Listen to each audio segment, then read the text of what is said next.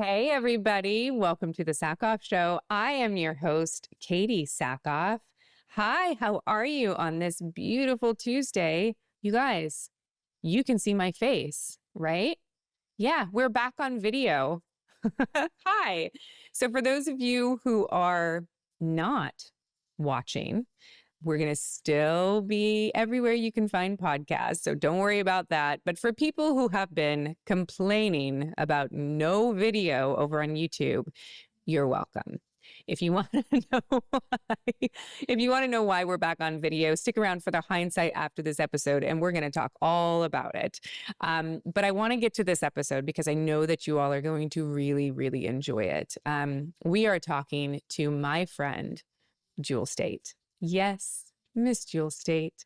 I am such a huge fan of Jewel. I know you guys all know Jewel. She was on Firefly. She's on the show called Family Law right now. She's just a wonderful, bright light in this world, and I absolutely adore her. I have actually never had the pleasure of working with Jewel.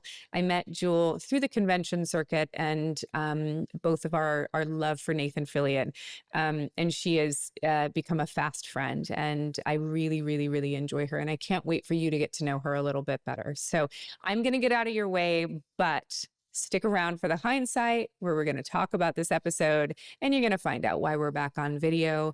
And I cannot wait to see you there.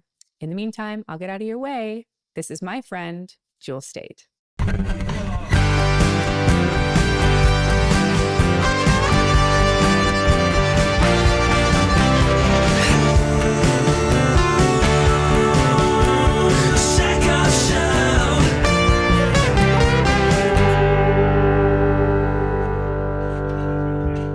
I wanted to talk, the main reason I wanted to talk to you anyway is that, I haven't seen you for so long.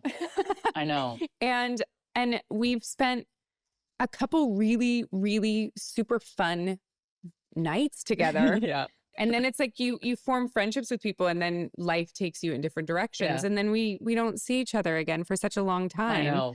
And I just love your social media. Oh, thanks. And it makes me feel like I'm a part of your life. Oh, good. Good.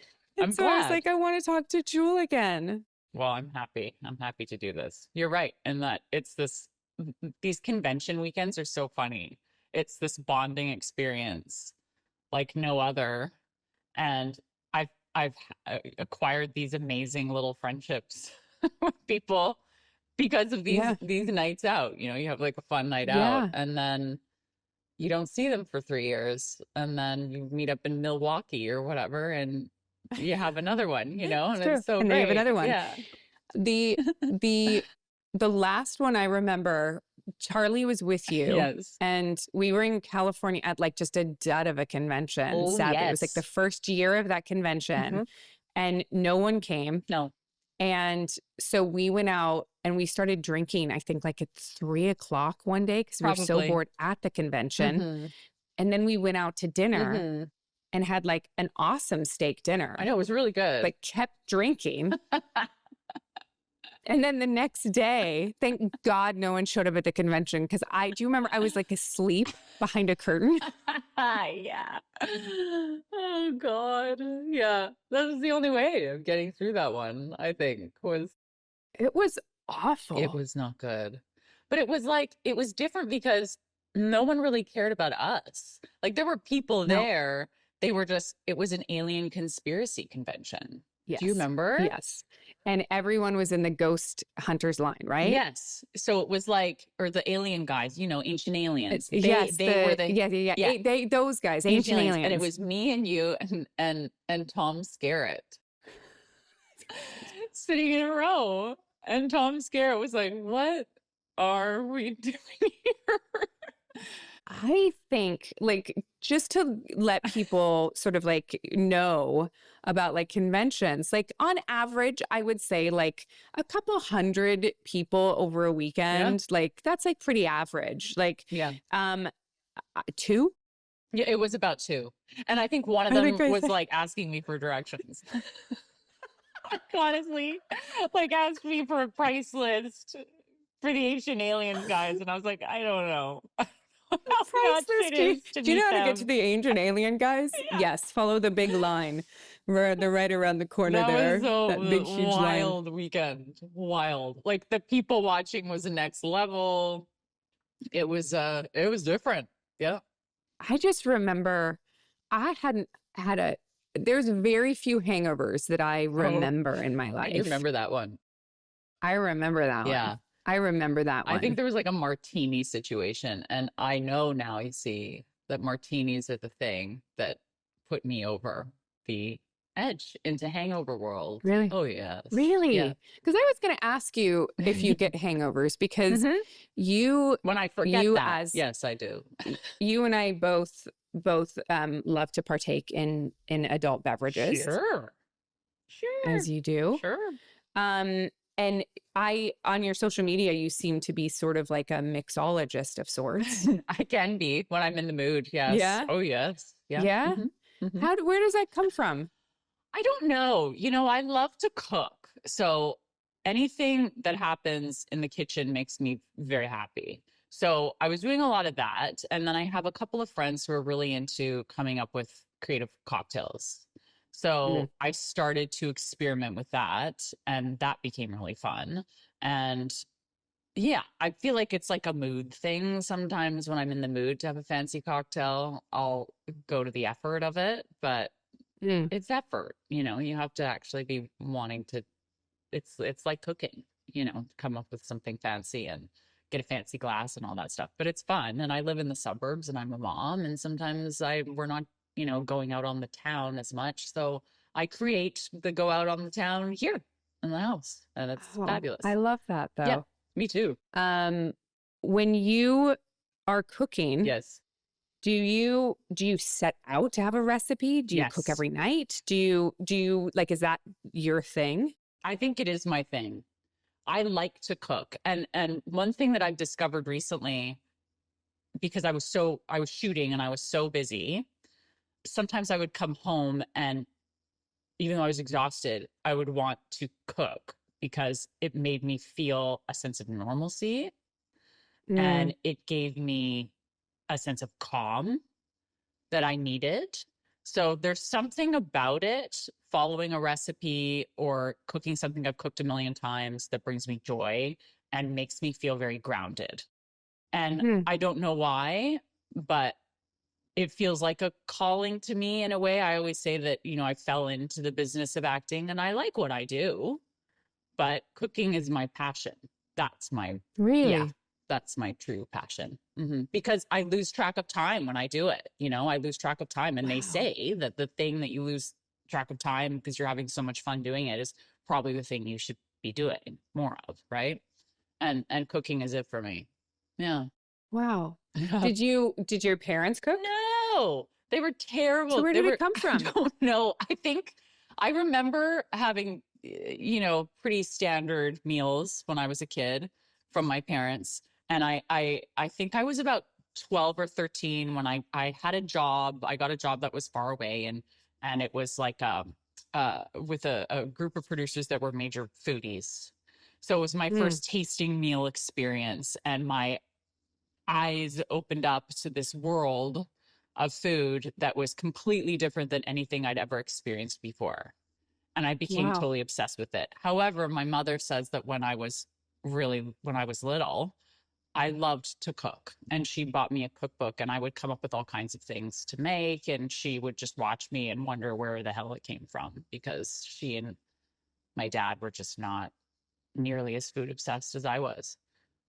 So I don't know. That's crazy. I know, it's weird. I love it about you because like I very rarely meet actresses in our industry that eat as much as I do. Sure. Yeah. It's a rarity. And I love it. It is rare. Yeah. It's really rare. It makes me sad a bit for them. It makes me so sad. Yes. Because I love food. I don't enjoy cooking. I can cook and I will cook, but I don't love it. Yeah. So you started acting at such a young age. Yes. You were like 6? Yeah. Yeah. How did you get the bug for that? Like, was it something your parents brought up, or were you just like, I think I want to do this? Well, I sort of fell into it. I have fell into it and have had a mother who desperately wanted one of her daughters to be in the film industry. And Was your mom in the film industry? no, no. And Then why? I think she always had a desire to be, and then it never came to fruition. And then she had two daughters who had zero interest in doing that. And then she had me all those years later. There's like a 14-year age gap between me and, Oh my God. and my sister. Yeah. So she tried again with me to see if I would be interested. And then it just sort of snowballed from there. So I booked a job when I was 6, and then I booked another one, and it just kept going. So I enjoyed it. I felt like I was naturally good at it. I've always had a great work ethic, and my mom was never super stage mommy. She treated it like a business and helped me save my money and taught me about what it means to show up on time and be a hard worker and succeed that way.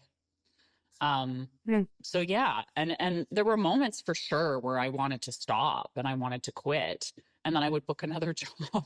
So it was like, Yeah, well, like I that's couldn't get out, and it just kept going. And I'm grateful that it happened the way it did, because I have a beautiful life, and I love where I'm at, and I feel very happy and fulfilled.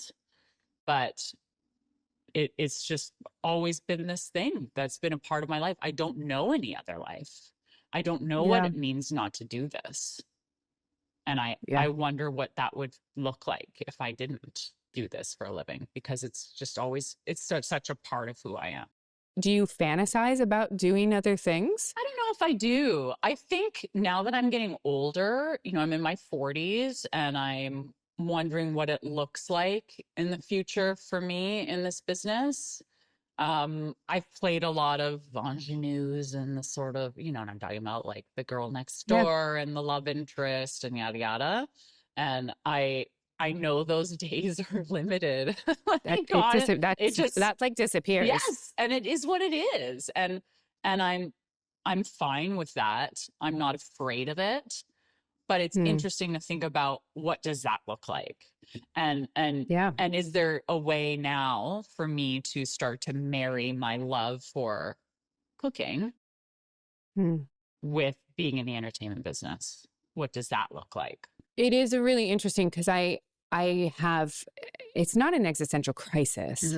It's not that grand, I don't think yet, but I have a lot of the same thoughts. You know, I didn't start as young.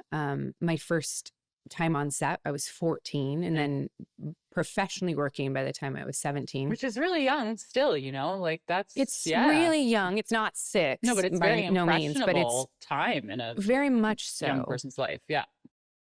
I mean, and so I identify with the, like, I don't know what else to do. I don't know how to do anything else, and how you sort of start to see this industry not be done with you, because I don't think it's done with a woman over 40, but I think that the roles change. They do. I had someone say to me at one point that you hit a point in your career as a woman of a certain age where you will play lawyers and cops and doctors. And that's pretty much it. Yeah. And I was like, no, not me. I fly spaceships. Yeah, no, that's what happens. Yeah. That's what happens. That's it. That's all the characters that I read for these days are cops, lawyers, doctors. That's it. And there's a part of me that's heartbroken by it, because I don't know about you, but I feel like I finally have life experience to draw from as an actor, and I'm not being required to use it. That's such a good point. Yeah. Yeah. That part is frustrating. Yeah. What do you think, if you were to go into, like, marry your love of cooking, what does that look like? I don't know. This has been a recent thing in the last year that I've been toying with, and I've had people approach me about some sort of food show, a food travel show or something like that. And before, I think I was really nervous and very hesitant to even consider something like that because I had it Yeah. in my head that I was one or the other.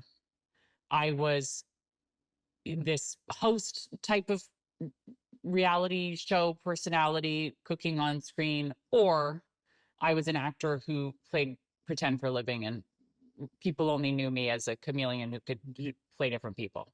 I couldn't be Yeah. both. But I Yeah. think now I'm realizing that why couldn't I be both? Why can't I do both? Mm. Lots of people do both.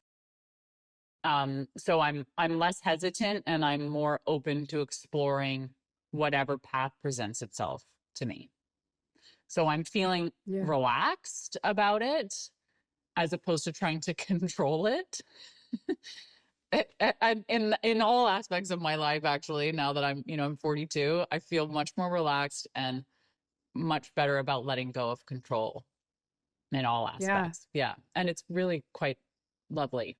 Do you think that being a mother sort of like started you down that path? Because I Mm-hmm. think that for me, that as soon as I had children, I really did give two shits, like, or I Mm-hmm. cared a lot less about the certain aspects of the industry because I realized that it really wasn't the thing that filled my soul fully. Right. You know what I mean? Right.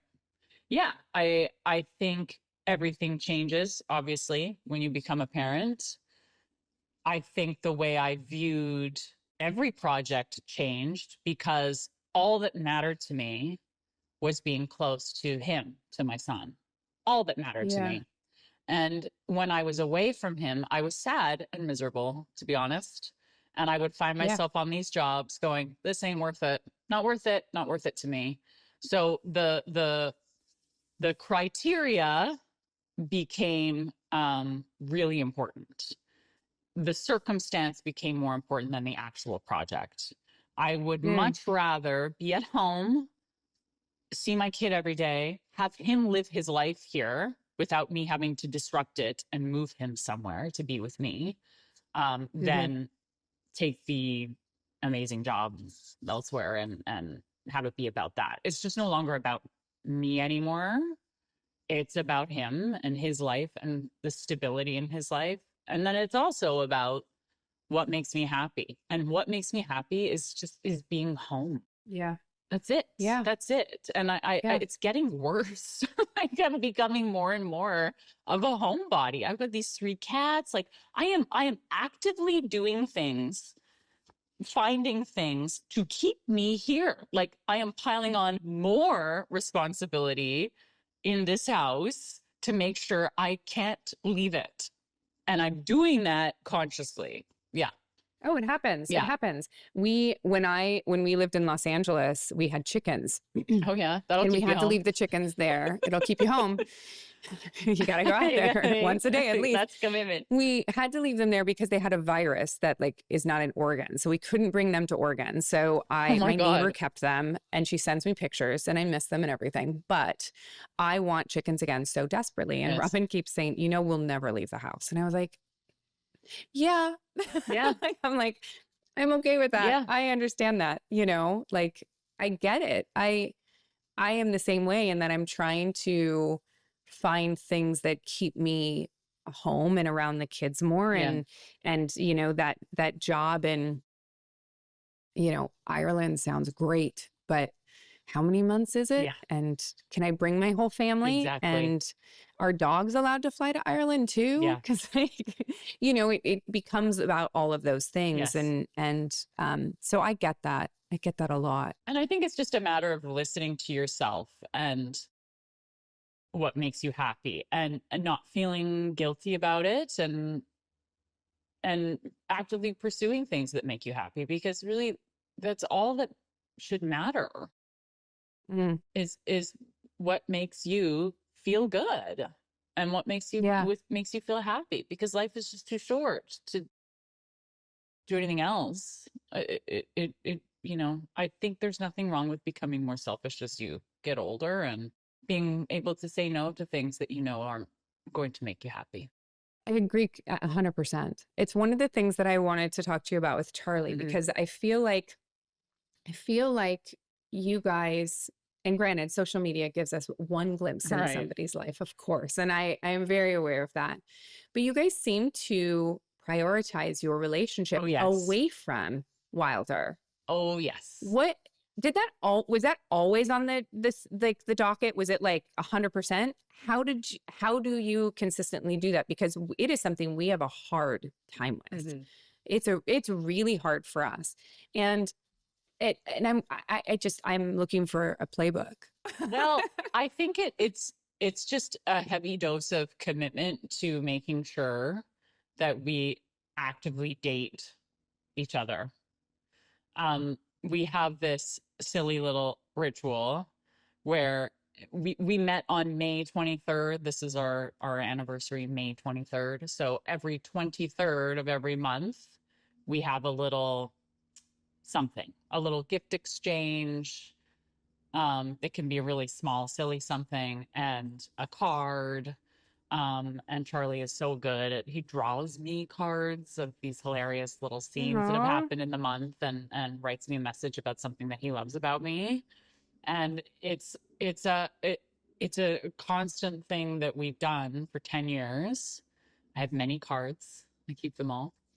Um, that makes us feel like we're honored and prioritized in each other's lives. We're also really lucky in Yeah. that we've got access to childcare that we trust and love. You know, my mom is so amazing and is always right there and willing to watch Wilder if we need some us time.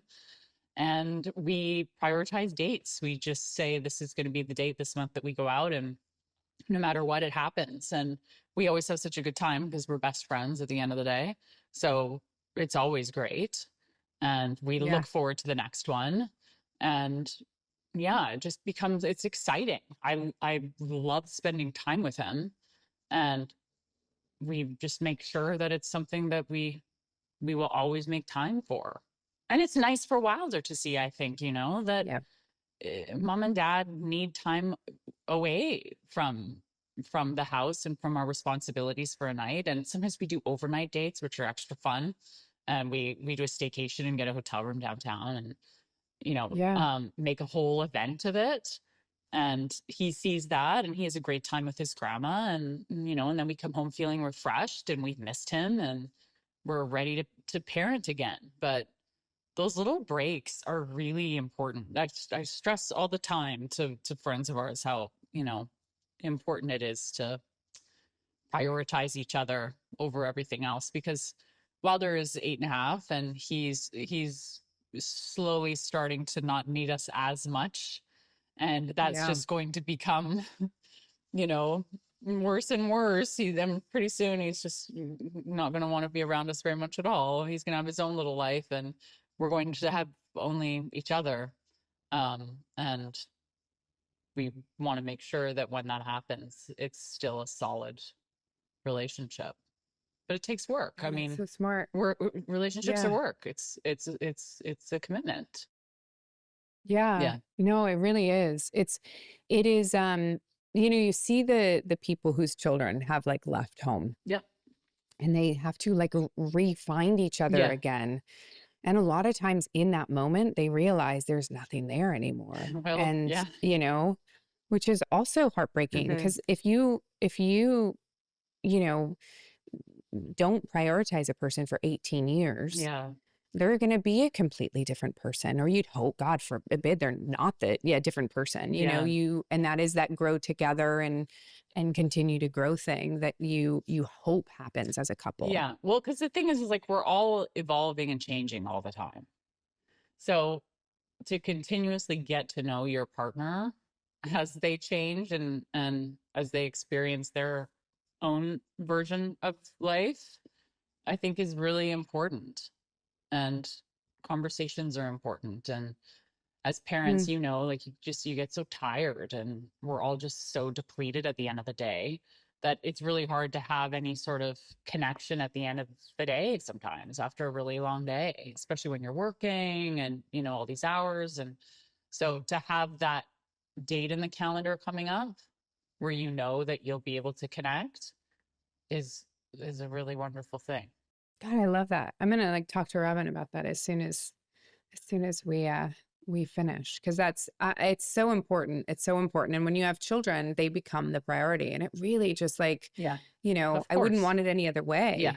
But yeah, Of course they are. I mean, they're number one, and you both know that, you're a team, and of course they're number one. But yeah. you've got to find a way to remind each other that I still choose you at the end of the day. Mm. Yeah. Do you still, I mean, I know you do. I mean, I've seen it on social media. Do you still feel super sexy and like, you know, like I youthful and don't think I feel youthful, no. But I Mm, feel very comfortable in myself now. And yeah. I can see myself changing and growing older, and I'm not afraid. I'm not afraid of Mm. it. It's a nice thing to feel comfortable in your own skin. So yeah, I would say I mean, it depends on the day, but sure, I have my days where I feel sexy. It's cyclical. Do you get any like backlash or negative comments when you post sexy photos online? From women. Yeah. Yeah. Isn't that fucking Well, crazy? it just sort of makes you sad, because it's like, what's going on with her that she feels the need to say something negative about another woman? Like, how bad is she feeling about herself and Yeah. her own, womanly sexiness, whatever you want to call it? There's something there that's broken for her. So Yeah. honestly, it doesn't bother me. It just, my favorite is when people say things like, you're a mother. Yeah, Yes. you're a mother, and you shouldn't be posting sexy photos because you're a mother. And I feel like saying, like, do you think I'm like the Virgin Mary? Or like, how do you think I became a mother? I hate to break it Or to you, like the Marjorie, but I'm sexually active. stop freaking out, Do you Maisel. know what I mean? Like, It's so funny. yes. It's really interesting that, like, when you become a mother, you are no longer allowed to be viewed as sexy. That's Yes. very strange. But but by who? By You know what I who? mean? Exactly. Like Yeah. that's the crazy thing to me is that like most of the negative comments, and I got so many of Did them that you? I sort of stopped posting Uh, sexy pictures. Like the other day, there was like this super sexy picture that I was going to post, and I was like, yeah, not my audience. Like, uh, because I know if I post it, I'm just going to get, you know, unfollowed, or they're going to like, you know, talk such crap about me. And because I've heard you're the mother person, like, yeah. you know, like, do you want your kids to see you looking like this? And it's like, well, they see me looking like that at I home. know. Me too. I'm like, my son's like, oh, there she goes again. He doesn't care, like it. No. And I would hate for him to grow up to be a judgmental, you know, man who judges women for just doing what they want. Like, he knows very well that we do not do that. We don't judge women. Women are allowed to do whatever the hell they want around here. Yeah. Yeah. But it's there's something to be said for hitting that block button with abandon, and I am not afraid to use it, and I use it all the time. Do you really? I do. I'm Yeah. not one of those people that's like, I have to have the most followers. I am Mm-mm. very, very happy having a small audience of people that understand me, that Yeah. support me, that create a supportive environment for each other. Like, if people are Yeah. attacking each other in the comments, they got to go too. There's no room. There's no room for any negativity. And my social media is Yeah. mine, and I get to choose who can be there. And if people are remotely negative or unsupportive anyway, they're gone. Yeah. I don't hesitate. I literally put it in my bio that I block Yeah. rude people and trolls because I can't do it anymore. No, I can't do it. and you shouldn't. You No. owe them nothing. You owe them No. nothing. And No.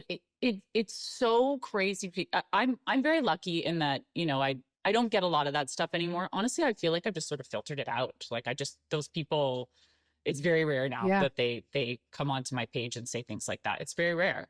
But I see other people's pages and comments, and I'm shocked at the things people say with such casualness, such careless. It's so casual to Yes. just say something so cutting, even to, you know, a super famous person.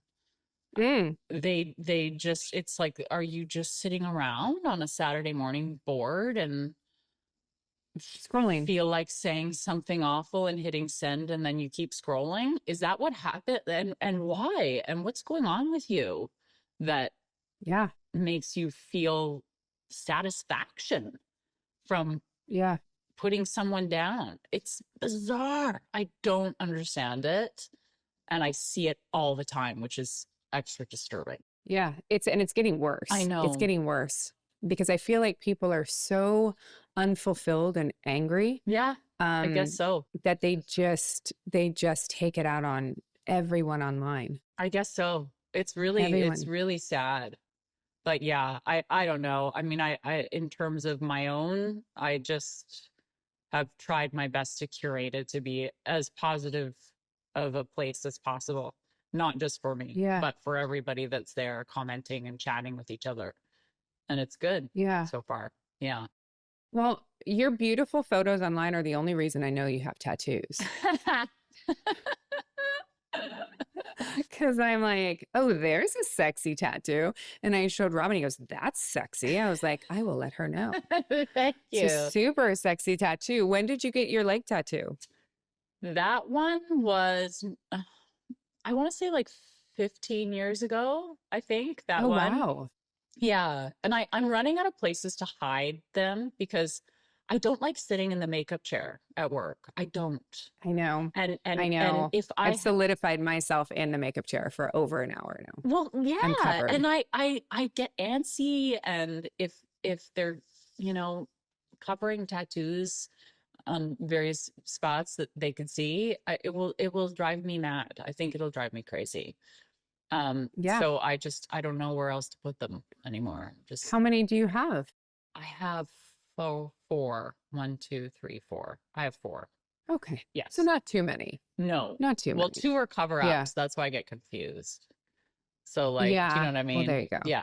So Yeah. it would be I have one technically cover-up. 6, but now we're 4. Yeah. Yeah. Of just I just keep getting more. We had this thing with our daughter that we were going to every year on her birthday, we would get a new tattoo for like her favorite thing from that previous year. And I was like, this is a super cute idea. And then I was like, that's 18 fucking tattoos. Yeah. Like, we're at like 2. And I was like, I feel like maybe I'll go to 5. Right. Like, you can keep going, but I don't think I'm going to, like, there's not enough room on my body for that many tattoos. Yeah, I understand. There's not enough room. And I don't know if I was like that. I don't know if I'm that tattoo person. You know, like, I love my tattoos and I have quite a bit of them. But I don't know if I'm like the tattoo person. Right. That's like covered in tattoos. Right. Like, I don't know if that's my jam. Right. I think tattoos are so beautiful. I love them. I wish I could have more, really. But the only reason I don't is because of being antsy in the makeup chair. That's it.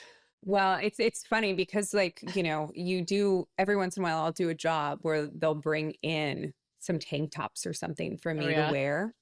And you're like, And oh. I'm like, how good is the makeup artist? Yeah. Because my character would probably not have 9 tattoos on their arms. Right. So we might need to move into some long sleeves here. Yeah. Yeah. Especially because it's like lawyer, doctor, lawyer. Yes. It's true. Damaged It's true, lawyer. unless you're playing like doctor with a heart of gold. You know what I mean? Like, there's various shades of these characters. You know what the I'm doctor talking who about. comes back to work after her kids leave the house and she needs something to do with her life. Yeah, you know? that one. Yeah, I think I read that 5 times last week. Yeah. You know. I know, like twice yesterday. Yeah, literally. You grew up in White Rock, right? Well, I was born in White Rock. Okay. Which I think we were not there for very long. Okay. We were there for a few months, and then we went to Maui. My grandparents managed a little inn in West Mm. Maui. So we were there for Oh, wow. 4 years Oh, cool. when I was little. And then we left there when I started school. So we came back here and we lived in the West End, which is this very eclectic area, downtown Vancouver. Hmm. There were a handful of kids that lived there. The elementary school was really small. The high school was really small. People are always shocked to hear, Vancouverites are always like, you grew up in the West End? Where? I'm like, No. in Yeah, because it's apartments. sort of like, where do you live in the West Yeah, End? in In apartments. apartments. Yeah, my Yeah. dad was a maintenance man, so we would get cheap rent on whatever building it was that he had been hired to maintain. Um, and that's how we lived, in little apartments. So when I got older, all I ever wanted was a house with a yard. Mm. I wanted a traditional family, cul-de-sac, the whole bit. And my mom was like, I don't know why you want that. It's so boring. But I got it.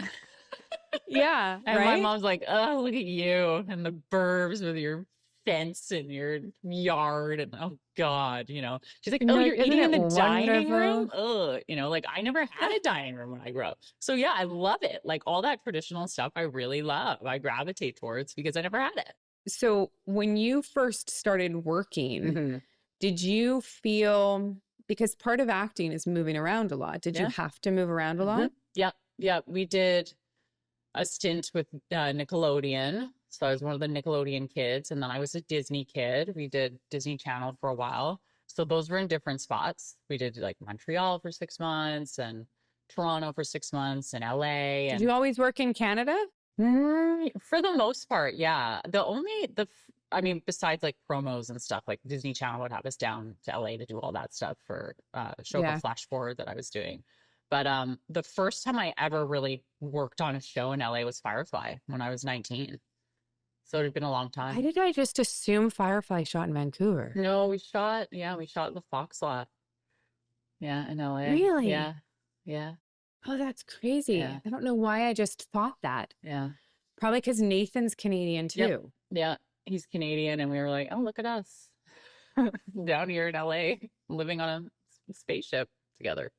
So I'm glad you brought it up, but does it still amaze you how popular Firefly is Yes. after the fact? Because it was one season. Yes. I still get asked if there's going to be another season. It's been a long time. Like It's been 20 years, right? plus, Almost? yeah. I mean, 25, Yeah. maybe even by now, 25. It's this, I don't know what it is, if it was just maybe because of its short-livedness, that it was this little underdog at the time. And it was about a group of underdogs fighting against a big corporation, essentially, that people latched onto it and felt like it was their own. And they were part of the story, being fans of the show. And that's how it's carried on. Like it's lived vicariously through this, I always say it's like living on in this other dimension with this fandom that just won't let it go. I think it's always on like the top 10 sci-fi shows of like all time. Yeah. If not number one, right? Yeah, which is a surprise too. I don't know. It was a lightning in the bottle moment, and I think we bonded as a cast very deeply, and have kept that bond throughout all these years. Would do anything for each other, and have always been there for each other, and it's just never really been broken away. So Wow. yeah, I know. It's this like really special thing that's followed me throughout my life and helped me get other jobs too, and has let me see the world, traveling the world, doing these conventions because of this little show that I did for 6 months. Like it took us 6 months to shoot that sucker. And it was over. Yeah. Like that's a blip in a lifetime, It really is. Yeah. It really People is. don't realize that it was so It worked short-lived. with Nathan. Yeah. a movie called The White Noise. Oh yeah. White Noise movie with Nathan. Yeah. And he's so wonderful. He's the best. He's the best. Yeah. He's taught me so much about being a number one. And I have stolen many tricks from him, shamelessly, on how to run a set, treat people, create a good vibe, all of that stuff. It's all because of him and what I saw when I was 19 and wanted to adopt as a way of creating a perfect vibe, because I feel like it trickles down, as you know, from the top. If the person at the top is maintaining a level of humor and gratitude and kindness, then everybody else will follow suit. 100%. Yeah. 100%. I talk a lot about Robert Taylor from Longmire because I learned a lot about being a good number one from him. And they remind me of each other, the work ethics, the humor, the respect, the humility, like all of these things that you bring to set that really trickles down. Yeah. And is super important. Yes. Yeah. I ask Nathan for advice often. If I'm in a jam and I don't know what to do, I will text him and paint the scenario and ask him what he would do. And he always gives me the best advice. Even when I don't want to hear it, even when it's not what I wanted to hear, he will give me some sound advice as to how to proceed. And he's always right. What is his advice grounded in, usually? It's grounded in gratitude. It's grounded in gratitude. I'll tell you a story. I was working on a show, and there was a crew member, a script supervisor, who asked me to sign something for her, memorabilia of some sort that she had from Firefly. And I said, sure. So she brought it into work and I signed it for her. And then the next day she said, I brought something else for you to sign. Would you sign this? And I said, sure. And then it started to get a little strange. So she would bring in like lots of things for me to sign. Oh, wow. This is for my friend so-and-so and da-da-da. And if you could personalize this one. And I said, okay. And one of my co-stars looked at me and said, this is weird, right? This is getting it's getting a little strange. Is she selling this stuff? How many things was it? That's what I was going to ask. Like enough to get maybe like a few alarm bells going. Let's put it that way. Yeah. I was like, this is so weird. And I don't know what to do. I don't know how to stop this train from moving. So because you started it, right? Because I started it. Yeah. Of course you did. Well, I you're not going to say no. I would have done the same thing. Of course. But it just got kind of weird. So I texted Nathan and I painted the scenario and he said, being a script supervisor is a really hard job. Because basically your job is to tell people they're wrong all day. So I've always had respect for them because I can't imagine doing that job. It must be really tough. Also,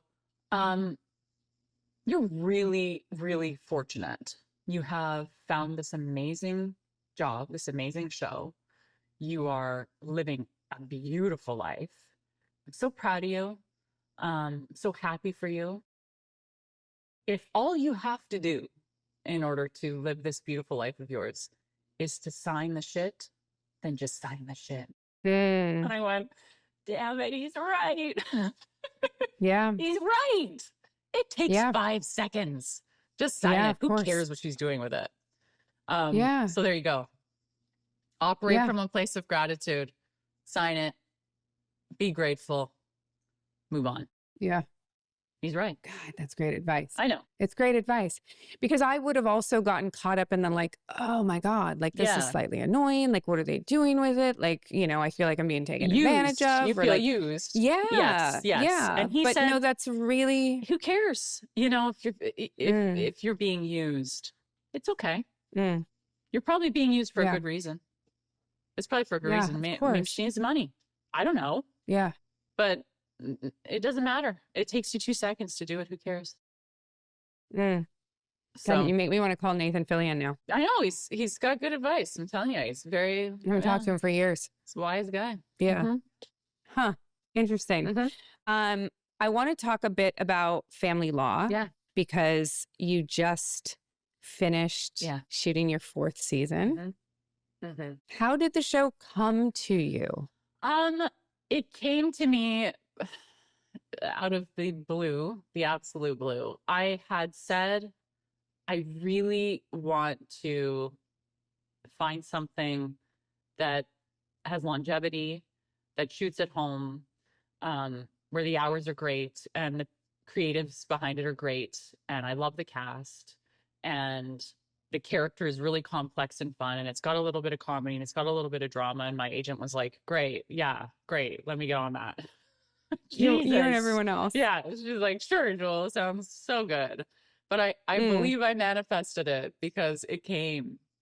And from the moment I met Susan Nielsen, who's the showrunner and the creator, I knew something was special. She is a very soulful human being. She's kind and self-deprecating and funny and so talented. And we clicked immediately.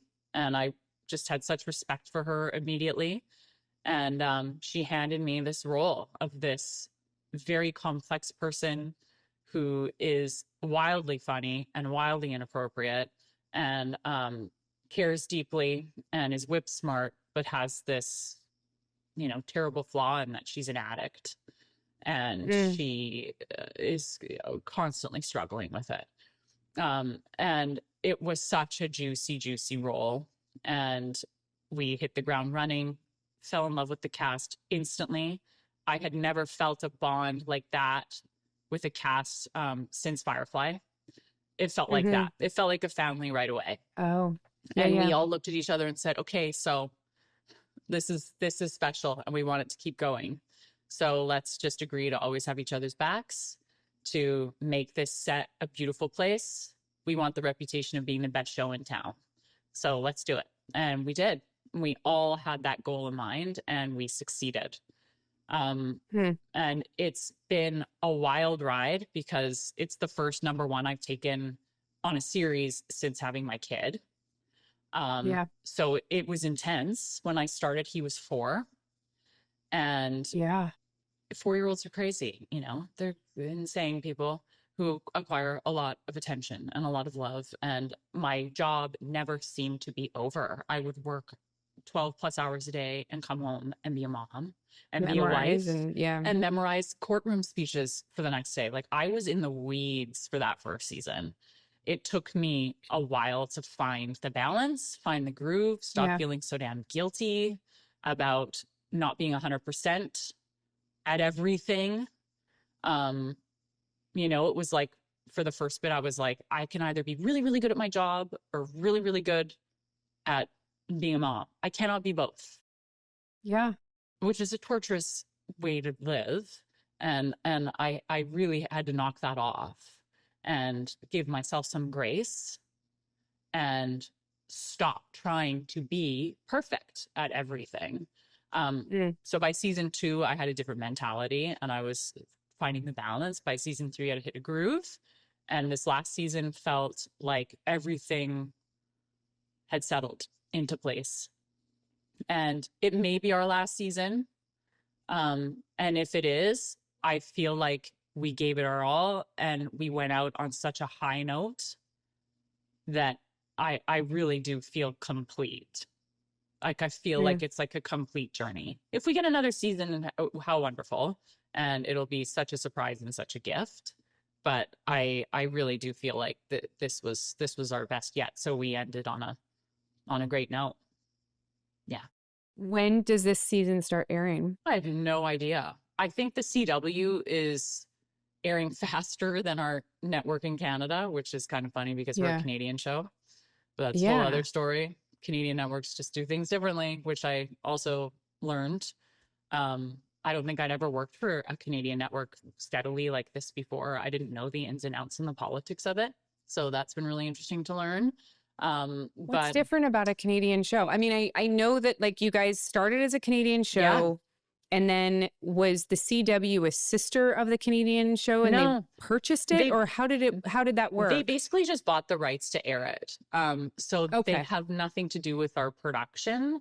Oh, okay. Having said that, they're so supportive and have really been great, and are very excited about the show. So I know that they'll be airing season 4 long before Canada will. That's so strange. Yeah, I know. It's really weird. It's really weird. Yeah. And I don't know all the answers to it. I do know that it's like it's a complicated system up here, relying on federal grants in order to get content made.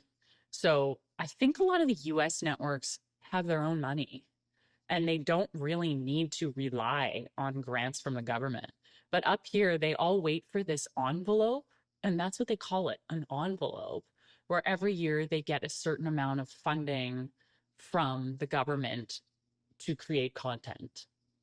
And if you haven't created enough Canadian content the year before, you get less funding. Oh God, you have to spend it. Correct. So you have So it's to like create, yeah. it's like it's this weird little It's balancing like water act. farmers. Yeah, and I'm like, Wow.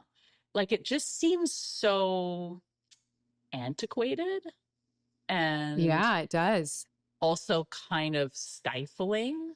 Like, how does this pattern get broken up here? So I've never even heard of that. Like Yeah. I think Neither had I. I don't Total think news that to me. the any US film at all is subsidized by the governments. No, right? Except that there's none. Except for that there are tax incentives for filming Sure. in certain states, of course. Right. But no, there's no money. Like I had no idea that that's what was happening up in Canada. They're waiting for their money Wow. every year. Yeah, and I think the envelope From the comes in government. March or April or something like that, and they get funding. And then they have to, in that moment, determine what shows they can afford. Yes, correct. So they have to divvy up their funding to their shows, right? So a little bit goes to this show and a little bit goes to that show. And oh, we've run out of money for this other show, so I guess we'll cancel that one.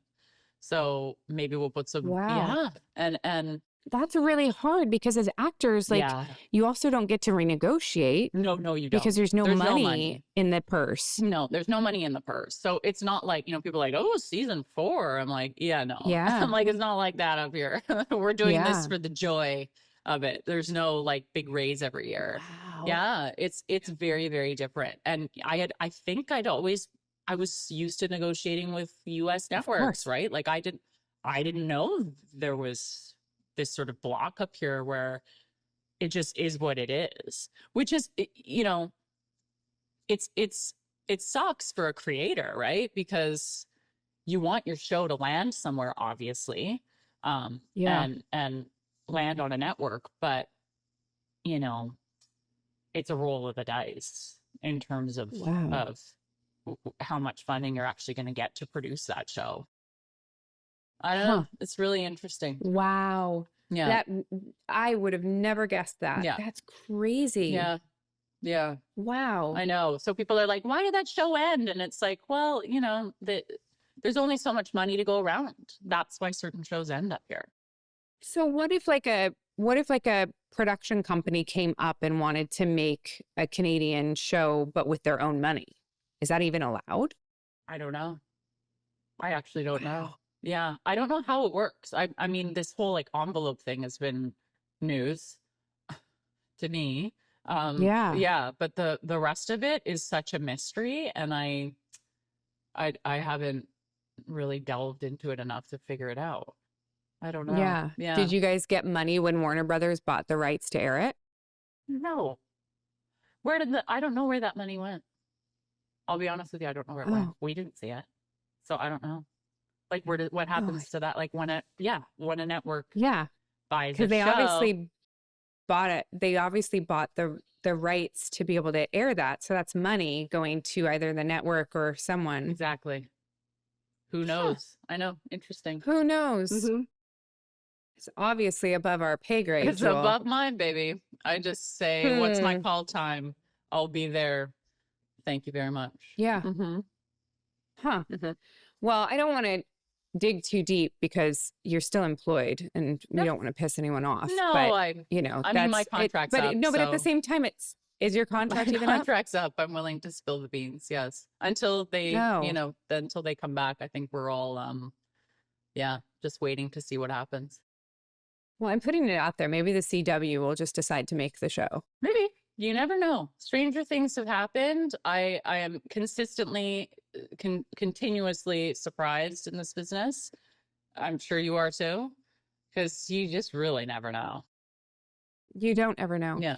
How and where did you get such a good outlook on it? I don't know. I think through many, many years of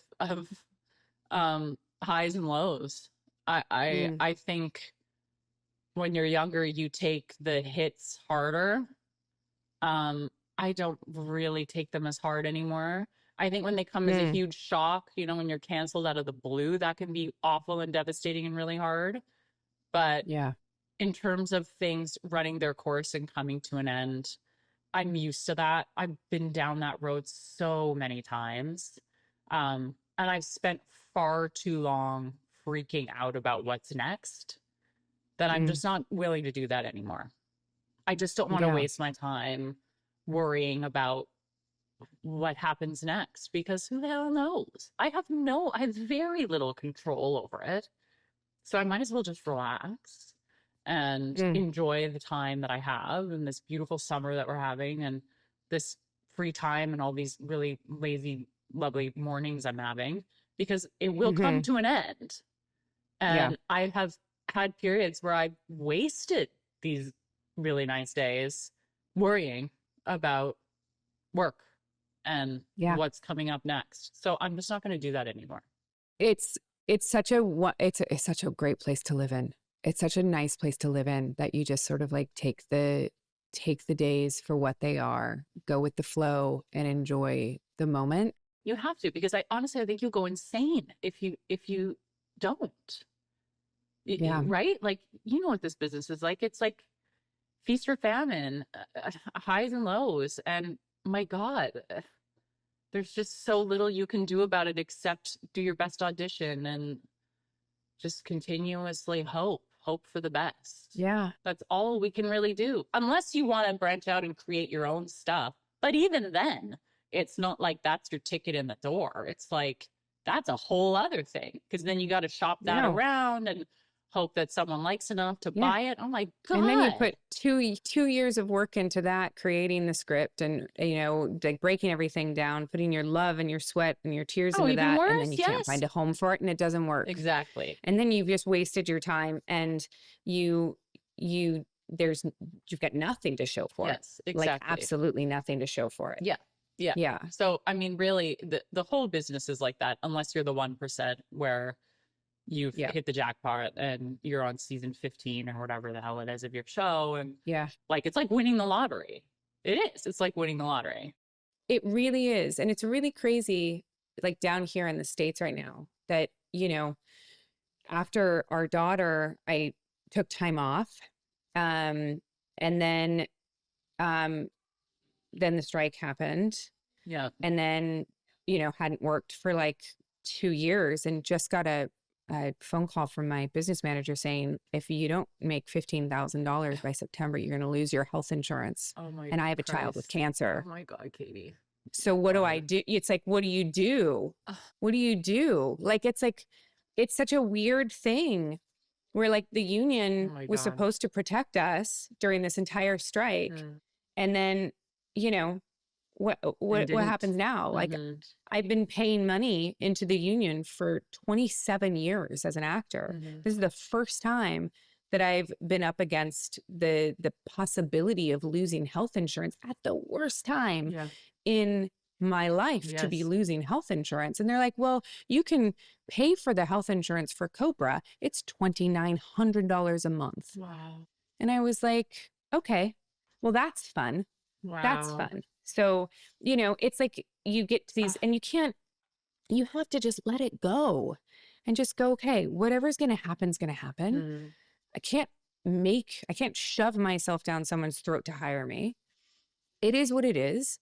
And you just sort of go, okay, what's next? Like, let's try and manifest something. Let's like work the context that I have and see what I can do, because you can't control anything in this business. You have zero control over what's going to happen. And it is really unfortunate. So if you let it control you or your sense of self-worth or your joy in life, it's you're going to be sorely disappointed, sadly. Yeah. And miserable. Yeah. Yeah. Yeah. Yeah, But don't you think it's absolutely. interesting, Katee, that like, I'm sure you get this all the time, where people think you're like rich and famous? Rich. Like, If it I had kills a me. dime for every time someone was like, did you take your private plane here? Yeah. Yeah. Just hopped in my jet. Yeah. Like, people equate being on screen to being incredibly wealthy. They don't understand that that is just simply not the case. Not the case. No. It's not the case. No. And I see these people online talking about how they want to like take down Hollywood and all the rich people All and the this rich. and that and fuck them all. And it's like, yeah, 99% of our industry are working class people who are, you know, if they don't work for a year, that's not good. Not good. That's not good. And it's, you know, so it's not a bunch of rich people like running around, like, you know, buying Maseratis and stuff. Like, that's just not the case, sadly. Especially nowadays, like, I find a lot of these networks they just aren't willing to pay what they used to pay. And no, they're not. And, you know, a lot of these projects are really interesting and we want to be involved. So you're going to say yes, because if you say no or demand more money, then the person waiting in the wings is going to get the job. They don't give a shit.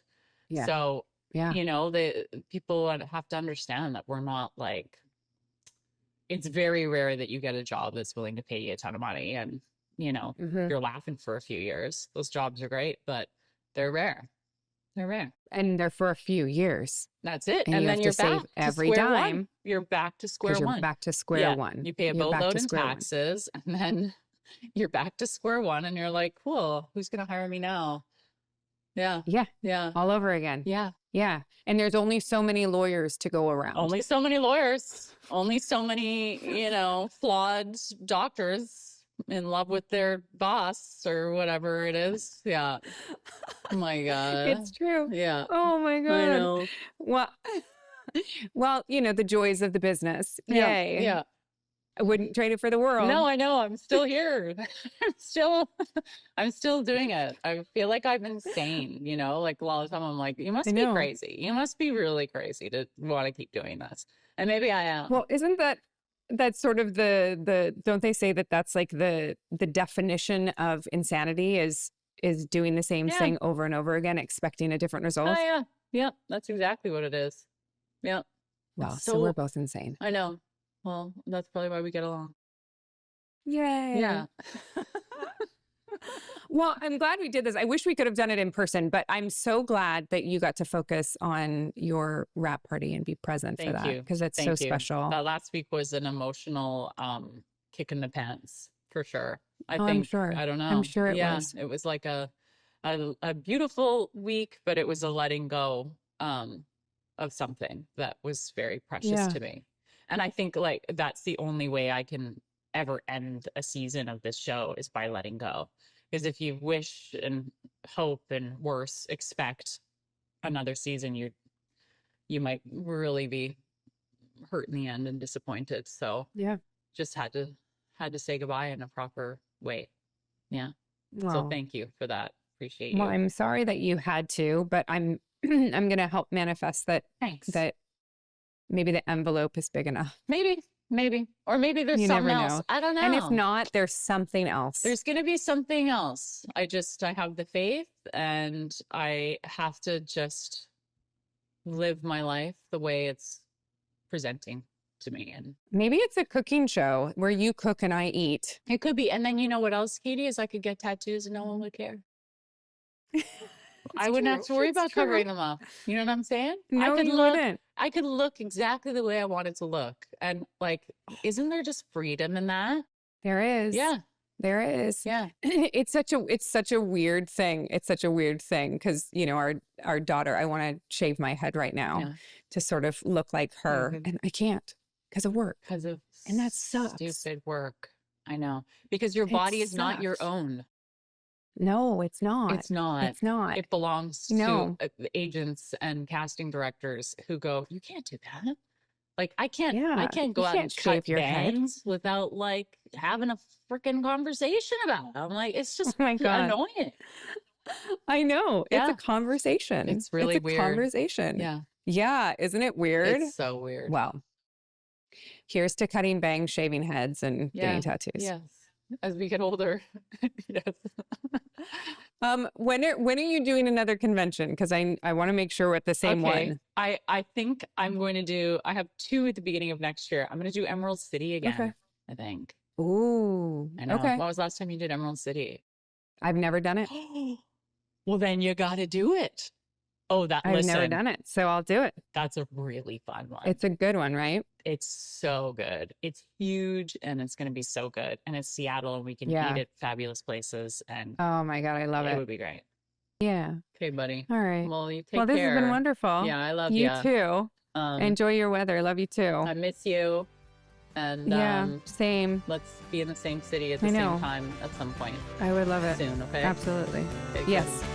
Sounds good. All right. Thanks for doing Bye. this with me.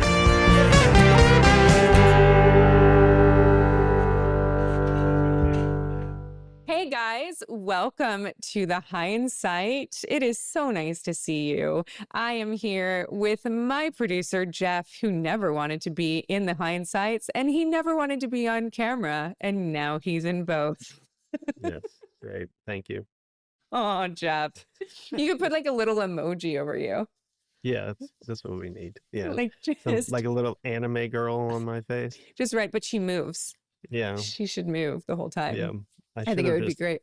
Okay, can we talk about for 1 second? This is not about Jewel, but I want to talk about this. We have done some interviews with people who have a filter on their Zoom that is so, and I love every one of these human beings, so I'm not going to call them out, but like every single one of them, I'm like, you look like you're not real. You look like Tim Allen in the Santa Claus. When he what turns what into kind the of filter is this? When he turns into the plastic Santa Claus, you know what I'm talking about? Yeah. Yes. But what kind of filter are we talking about that turns people into? I don't know. It's the craziest thing. Why is the vein on the side of my neck popping so much? You guys, this is why video is not fun. This vein is like popping right now. It's crazy. Well, let's talk about the video, I guess. Why are we here, Katee? Let's talk about video. So, you know, we had always talked about the fact that at some point we could potentially come back and do video. It was never something that I was like, you know, I thought was going to happen so quickly. But we have heard you guys, and so many of you have said that you wanted video.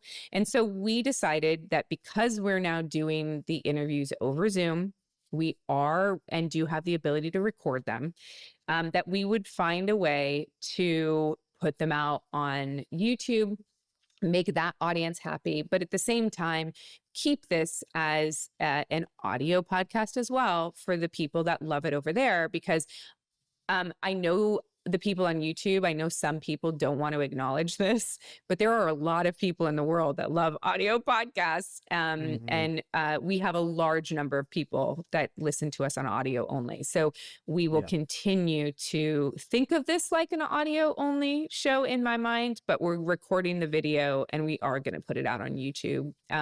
So do me a favor, if you love it and you're one of those people, watch more than 10 minutes of it, because that was our average watch time.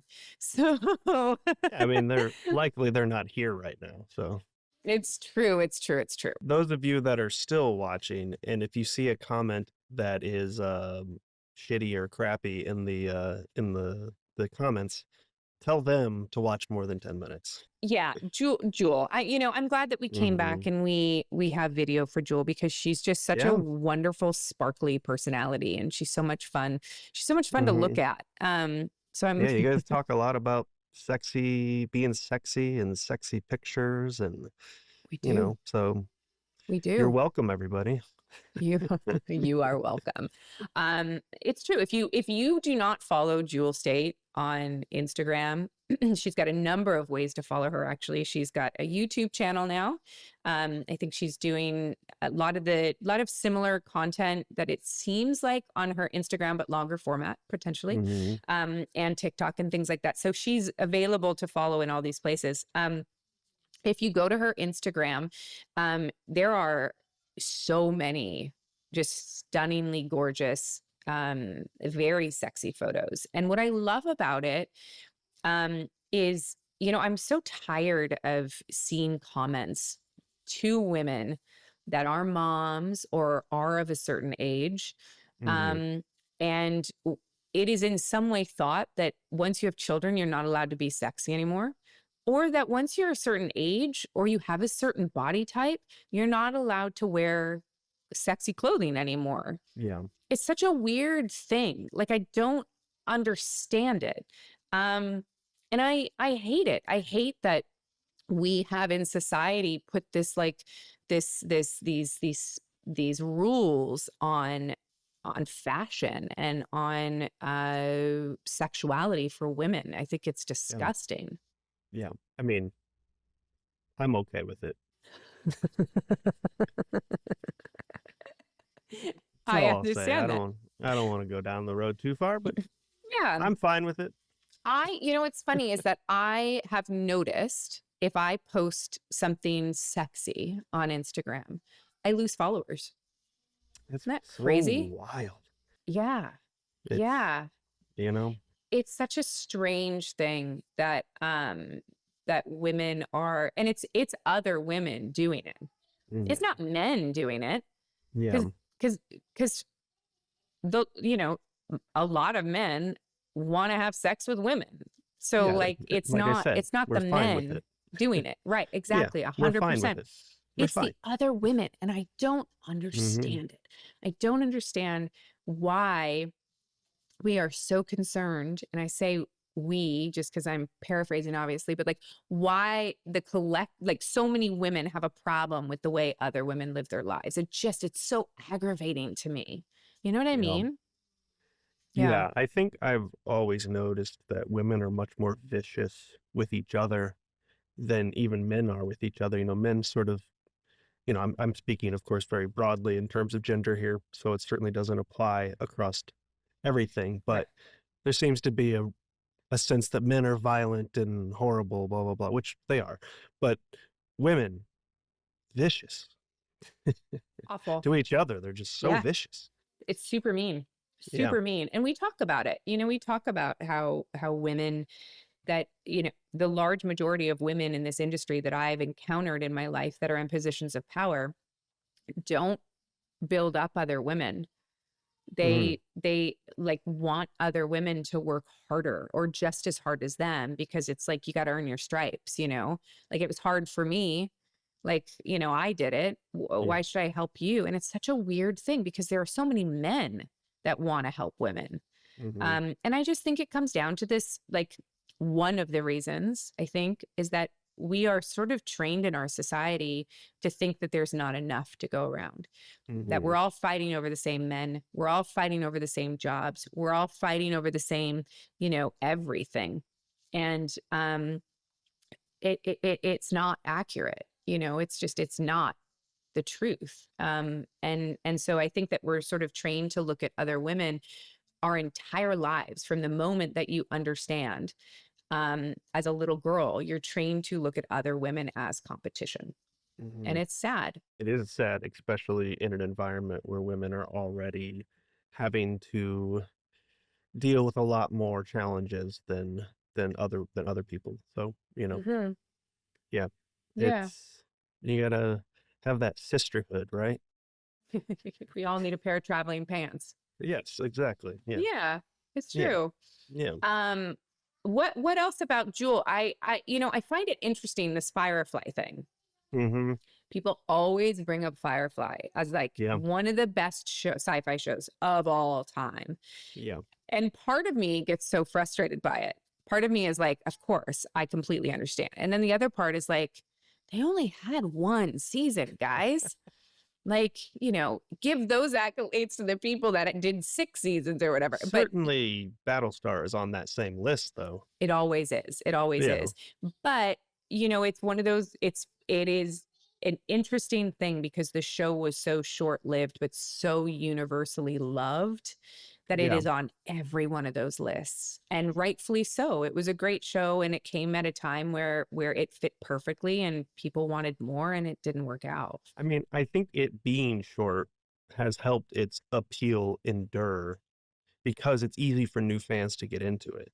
You're not watching 6 seasons of a show. You're watching 8 episodes in a movie. Right. And you get to the know? end and you want more. Yeah. I find Jewel so much fun to watch on TV. She has this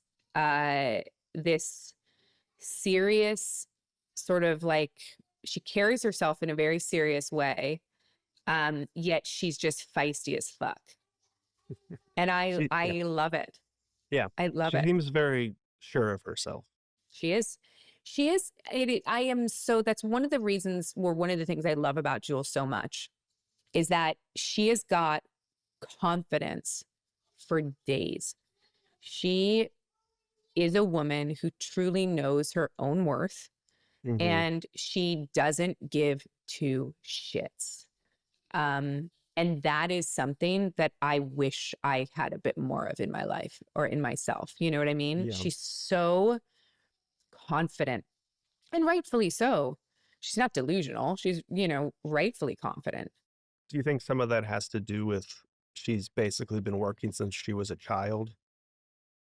I know like people in the industry that are working at 4 years old tend to grow up a lot quicker than, I think possibly, but I guess what I'm saying, there is something about Jewel, because I've known Jewel for a number of years now. I've known her when she's working, when she's not working, when she's, got a young child at home now that he's older, like, in all these different like seasons of her life, if you will.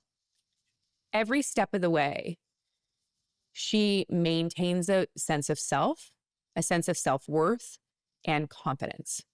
Whereas myself, other people I know, in similar moments would start to doubt. She does not have that, seemingly. She really is just very, very sure of her place in like our industry and like the world. And she's smart. She's so smart. Yeah. Yeah. She seems like she has a lot of things figured out. She talked a lot about keeping her marriage healthy and doing a lot of dating of her husband. And you mentioned that you were going to talk to Robin about it. Have you and Robin figured out a way to date each other despite having 2 young children? Jeff, I literally brought it up to him and he went, yeah, that would be nice. Because we would love to. Yeah. I think that for Robin and I, we have to be a little bit kinder to ourselves in the situation that we're in right now. I think that the situation that we're in with our daughter's health is not very similar to a lot of people. True. And so our time is very, very different right now. Like, not only do we have a new baby, which I know so many people can identify with, but we also have a 2.5-year-old going through chemo. So it's feeling like I don't even know what day it is half the time. I don't, like, the fact that I've actually like brushed my teeth, done a number of podcasts today, and run errands, and am a functioning like adult, seemingly, is probably the most that I could hope for today. I have not worked out. I'd love to go in the sauna. I have to go to the bathroom right now so bad, and I don't have time. I, I'm not stopping you. You can. But you know what I mean? Like Right. Yeah. like right now, I think we just need to just be kinder to ourselves, be kinder to each other, be kinder in our marriage, and know that like Hmm. this too shall pass. Yeah. And we will be able to take more time away from our kids without feeling guilty for not spending time with our child who is sick. You know what I Yeah. mean? For sure. So we'll get there. But we're both aware of it. I think that's the biggest thing. And I don't know, I know you are in a relationship as well, but I think as I don't long have as any children, so no, God, it makes things so much easier sometimes. I remember having when we, children or not having no, when children. we didn't. I remember when we Yeah. didn't have children. I had so Yeah. much time. I Yeah. had so Yeah. much time. I wish I'd done more with it. Well, I mean, Robin built you a whole entire sauna in your backyard, so I think spending time in the sauna can count as some away It's true. time and dating time. It's As long as true. you guys can get a little bit of time together in the backyard, Yeah, that'll be it's true. yeah. One of the things that we love doing together actually is getting in the sauna together because Hmm. you're in a box. You can't take your phone in. You can't There take you go. distractions in, and you literally just sit there and talk. Um, it's it's a really wonderful thing. Yeah. Sounds like you're figuring something out. We're That's figuring it out. another thing you guys talked a lot about were tattoos. Tattoos. Yeah. I was interested, and I think the audience maybe would be interested, and Mm. because we've done this kind of thing before. But can you explain a little bit of the process of covering up a tattoo for a show? I mean, it's obviously a makeup thing, but is there any specific thing that happens? How does the process work? I That think kind of thing. yeah. So I think the biggest thing when covering a tattoo, it not every tattoo artist or not every makeup artist can cover tattoos well. Hmm. It takes a great deal of talent to actually understand how to cover tattoos because you can't just pile makeup on top of it.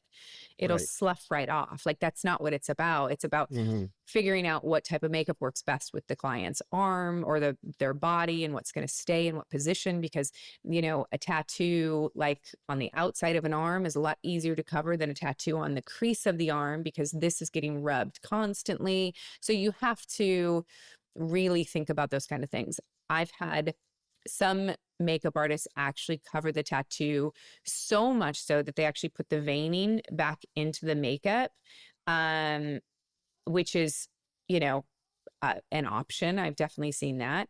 Um, on Longmire, they covered my tattoo and they just did a very, very basic job with it. They used on Longmire, they used a alcohol-based makeup that is activated with alcohol, and then they slowly pack it on, and you do a myriad of different colors, and then you seal it, and it would stay most of the day. We'd have to touch it up toward the end of the day. We would have to touch it up, but I think what it comes down to is just time.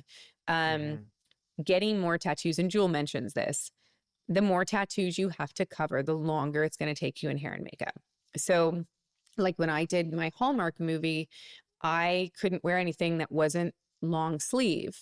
Um, and so that is hard because, it's you also, if you're gonna wear something that shows your arms or my arms, the makeup artist has to be proficient at covering tattoos, which is not easy. Yeah. And when you go into a movie that's only shooting for 14 days, you don't have time to cover tattoos. But yeah, so tattoos can be hard. I have always wanted to create a where you go and you get your skin like color coded, like, or, they do this at the freaking they do this at Lowe's and at Home Depot. Like they can match a paint color on from like one piece of chip, you take it down and they can match it with a computer. So you should be able to match my skin color perfectly, right? And I want to create fake tattoos that go over Oh, my other yeah. tattoos that are the color of my skin. Because then you could Yeah. literally just go and cover them with fake tattoos. Yeah. And then they just blend it a little bit and you're good, right? Done. Yeah. Done. Why is that Is not a that a thing? I mean, maybe it should be. Maybe you just Shit. invented a new Maybe thing. we need to actually take They're this like out.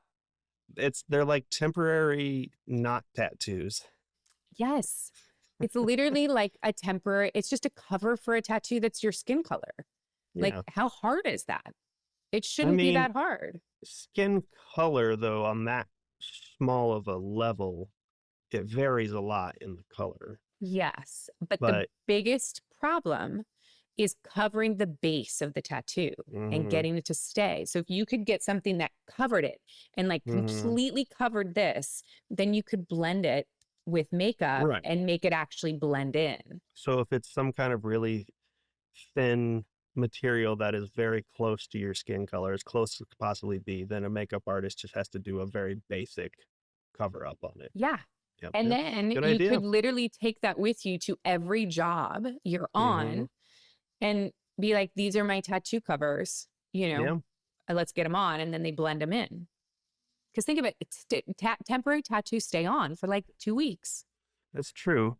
I wonder how they would work on creases and things like that. Yeah, I don't know. You might need something more durable. I guess if there's any makeup artist out there, let us know. Is this a good idea?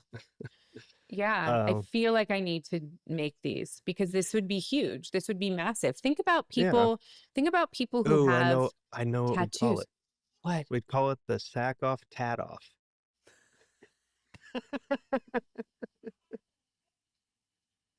When I first removed a tattoo on the back of my neck, I went to a place called Dr. Tatoff. Okay. I did. Do you want to share the story of why you removed it?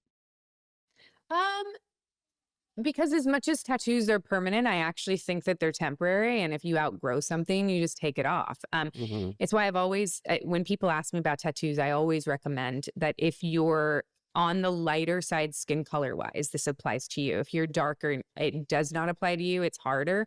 But if you're lighter, get a black tattoo because it's very easily removable with laser. It's because of the pigment of the tattoo compared to your skin, the melanin in your skin, you can immediately, like within 3 sessions, remove that tattoo really easily. So if you're new to tattoos and you're not quite sure if they're for you and you get one, just don't get color. Don't get color. You get color, you can't remove it. It's really hard. Yeah. Good advice. Do you have tattoos? I have none. See? Yeah. Crazy. You're like a unicorn. No. Did you really? No, I didn't. I've never had any. Yeah, you're like a unicorn. My last tattoo question is, have you ever had one of your tattoos or many of your tattoos incorporated into a character that you play? Yeah.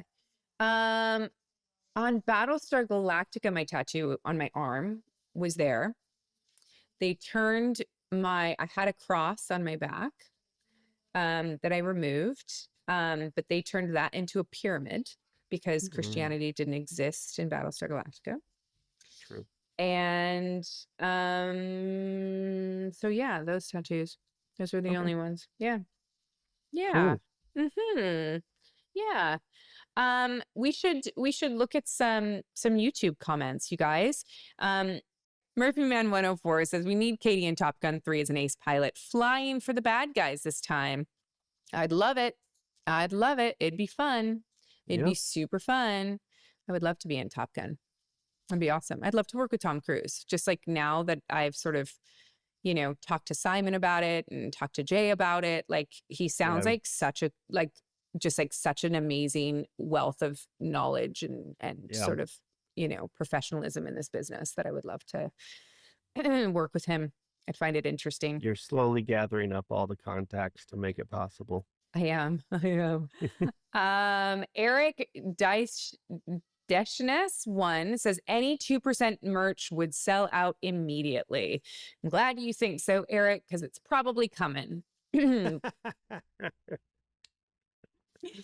We'll see. I think it probably would too. But we'll have to play that one by ear. We don't quite know what we're gonna do yet, right? Not yet, no. We're going to the Mesa.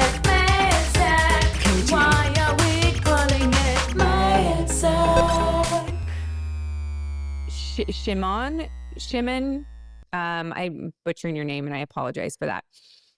Says, I have a question concerning the scene that made me a fan of your acting, namely the beginning of the scene in Scar episode of Battlestar Galactica. You toast the fallen pilots. In all of my years of watching TV and movies, I'm in my 70s. I have never seen anything like that opening sequence where you walked the beer to Kat.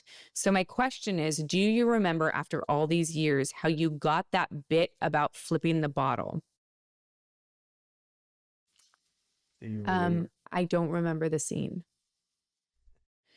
I wish I did. I don't remember the scene. I remember the fallen heroes thing and like I think we were like drinking to the fallen heroes.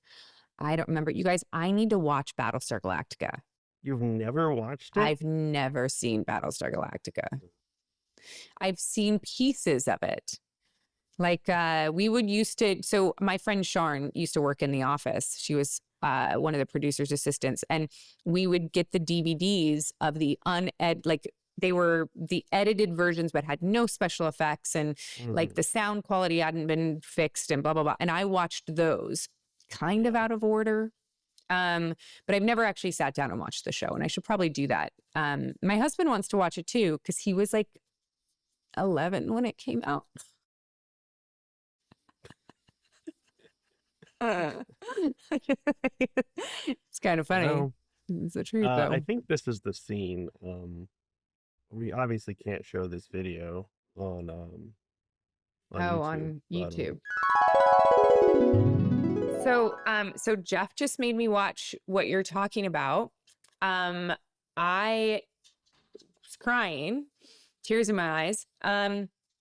Yeah, it was a good scene. I don't remember shooting it. I just remember on Battlestar Galactica, God, they really let us take our time. Like we didn't speed anything up. You could turn a 1-page scene into a 4-page scene.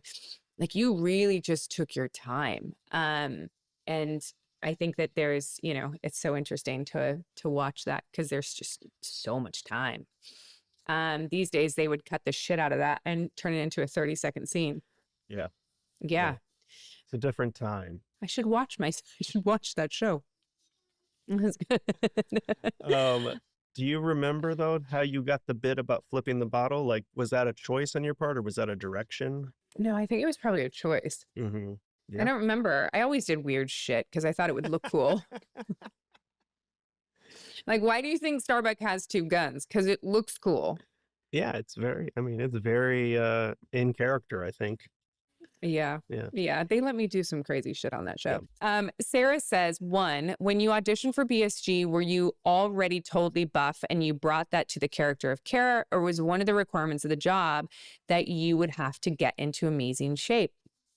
What's interesting, Sarah, I kind of want to refer you to an episode I did on YouTube all about how I get my body into shape for characters, because I talk about the different sizes of my body and sort of like what I did. I had always worked out. I was an athlete when I was younger, but I didn't do anything specific to get into that level of shape for Starbuck. I was already there. But what I like about Starbuck is that she has like a layer of, she's not super, super lean, and I love that about her because she drinks and she smokes and she's not like, on a ketogenic diet, like making sure that her abs show. Like, I love that about her. Yeah, we call that a hot mess. Yeah. She's a hot mess. I love it. It's kind of true. It's kind of true. You can describe Starbuck that way. I think so. I think she is a hot mess, and I love that. But no, I worked out the entire time I was on that show, and but I never changed my diet, and my diet was not very great. So, number 2, you had 2 questions. I also would like to suggest for merchandise you sell male sack jockstraps. It's right on the nose. It is right on the nose. Or you might say right on the sack. Right on the sack. Just right there. Just right there. I think it's great. We'll add it to the ever-growing list. Please do. You guys, we are getting closer and closer and closer to an actual public appearance for myself. The first one coming up is not until October 19th. So I'll remind you again when we get closer. But that's everything that I have going on right now. I just did an episode.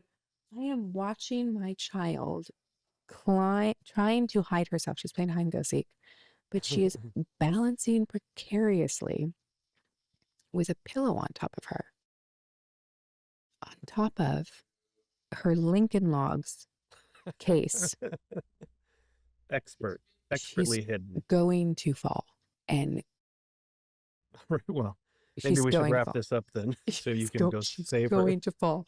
I'm watching her. She is getting so good at hiding. It's starting to scare me. But this is a good hiding spot, you guys. I wish you could see her. She's super cute. But anyway, thank you all for joining me. I really appreciate it. Let us know how you feel about the video. Because if you don't watch, it's going away. Yeah.